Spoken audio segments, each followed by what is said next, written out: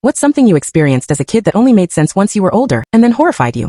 When I was around 8, my neighbor, let's call him Mr. Green, used to give me $5 every Saturday to help him feed the birds in his backyard. It seemed like the easiest job ever. I'd scatter birdseed while he took photos from his porch. He always insisted I wear the same yellow dress.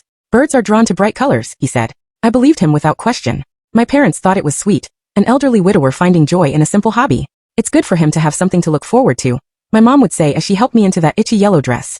Mr. Green had very specific instructions. I had to skip in certain patterns, bend a certain way, twirl 3 times before getting my $5. He called them bird calling moves. The birds won't come unless you do it exactly right, he'd say while adjusting his camera. I hardly ever saw any birds, but he told me they showed up after I left.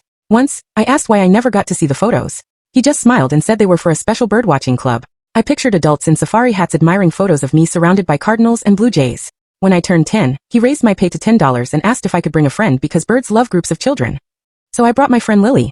We took turns wearing the yellow dress. After a few weekends, Lily refused to come back. My mom says I'm not allowed, she told me at school, avoiding my eyes.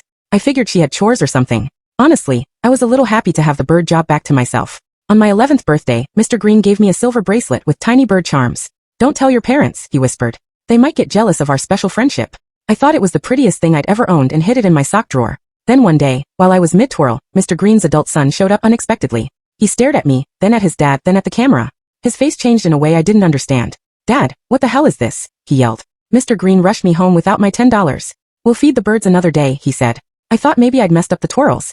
The next day, police cars pulled up outside his house. Men carried out boxes and his computer. I watched from my bedroom window, wondering if they were from that bird club. That night, my parents sat me down. They looked serious. My mom cried while they asked questions about the yellow dress, the photos, the bird feeding. I answered honestly, still not understanding what was wrong. Mr. Green moved away shortly after. Neighbors whispered words I didn't know: grooming, inappropriate, predator. I thought they were types of birds. In 7th grade, we had an assembly about inappropriate touching. They showed a cartoon about a man who gave kids gifts, took secret photos, and asked them to keep things quiet. Something started to click. I raised my hand and asked, like for a birdwatching club? The counselor looked stunned and told me to stay after the assembly. It wasn't until high school psychology class that I finally got it. We studied how some adults gain children's trust with gifts, games, and secrets. Suddenly, I was back in that yellow dress, performing bird-calling moves.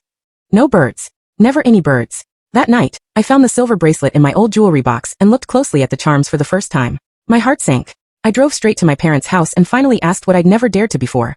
Did you know what was really happening with Mr. Green? My mother took my hand. The police found hundreds of photos, honey, not just of you. What I thought was a sweet little weekend job was something far darker.